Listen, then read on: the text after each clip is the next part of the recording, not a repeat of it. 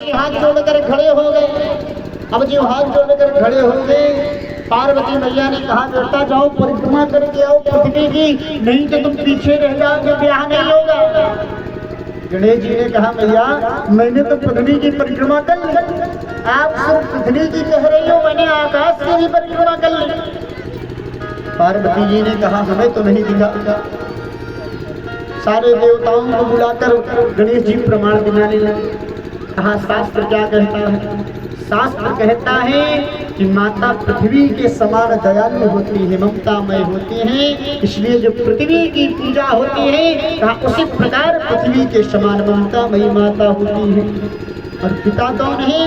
कहा पिता उस आकाश की भांति है, जिस प्रकार आकाश की छाया जब तक सर पर होती है कोई बाधाएं नहीं होती, उसी प्रकार जब तक अपने पुत्र पुत्री के ऊपर पिता के हाथ की छाया होती है तब तक उसके जीवन में कोई पीड़ा नहीं होती, कोई कष्ट नहीं होता महाराज। इसीलिए पिता आकाश है और माता पृथ्वी है।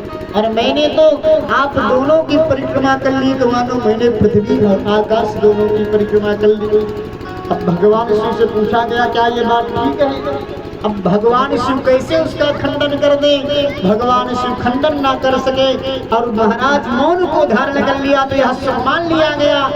आज से जो अपने माता पिता की सेवा करेगा, माता पिता को प्रसन्न कर लेगा, मानो वह पृथ्वी देवी को और आकाश देवता दोनों को प्रसन्न कर लेगा। और गणेश जी की इस बुद्धि को देखकर तुरंत ही पित्रोस पूजनम कृत्वा प्रतीति चा करोतु यहाँ, तुरंत ही बाबा भोलेनाथ ने दिव्य रूप से आशीर्वाद प्रदान किया कि हाँ गणेश जी, जो फल पृथ्वी और आकाश का परिक्रमा करने से मिलेगा वही फल मैं आपसे आशीर्वाद देता हूँ कि जो भक्त श्रद्धा भाव के साथ अपनी माता और पिता की परिक्रमा कर लेगा उसे पृथ्वी और आकाश की परिक्रमा करने का संपूर्ण फल प्राप्त हो जाएगा।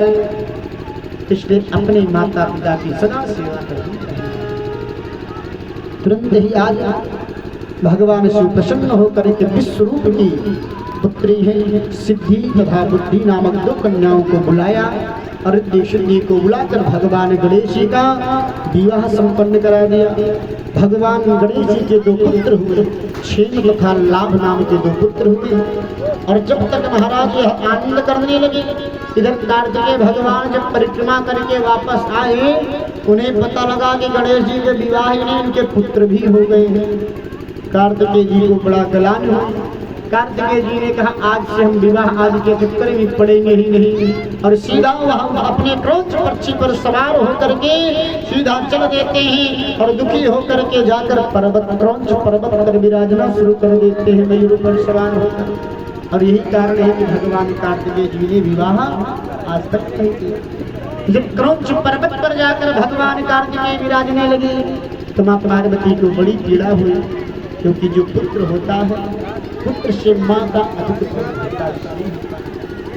क्योंकि महाराज पुत्र कुपुत्र हो सकता है लेकिन कभी माता कुमाता नहीं हो सकती। और पुत्र की पीड़ा जो होती है वह एक मां ही समझ सकती है। जो मां पाल पोष कर अपने पुत्र को बड़ा करे, अगर वह पुत्र किसी कारणवश उनके पास न रहे या बड़ा होकर शहरों में रहने लगे तो उस मां के हृदय से पूछिए उसके ऊपर क्या पीड़ा। आज पार्वती मैया बाबा भोलेनाथ से कहने लगी बाबा हमारे पास कोई कमी नहीं है, कैलाश पर्वत पर सब मगन है, लेकिन मेरे पुत्र की कमी मुझे खलती है, इसलिए मुझे मेरे पुत्र का दर्शन चाहिए। जब भगवान शिव से निवेदन किया तो आज भगवान शिव स्वयं क्रौंच पर्वत पर जाकर अमावस्या के दिन अपने पुत्र के से मिलन कर दर्शन दिए। और वहीं पर भगवान शिव अपने रूप को विराजित करके मल्लिकार्जुन नामक ज्योतिर्लिंग की प्रतिष्ठा कर दी भगवान शिव।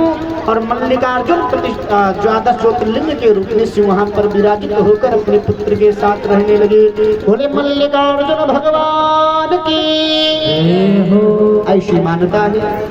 आज भी मल्लिकार्जुन में अपने पुत्र का दर्शन करने के लिए, स्नेह देने के लिए अमावस्या के दिन बाबा भोलेनाथ और पूर्णिमासी के दिन जगदम्बा साक्षात आती है और आकर अपने पुत्र से मिलकर तथा उन्हें दर्श देकर अपने जीवन को कृतार्थ करते हैं। यह गणेश और कार्तिकेय जी का वृत्तांत जो भी मनुष्य बड़े श्रद्धा पूर्वक श्रवण करता है वह पापों से छूट जाता है।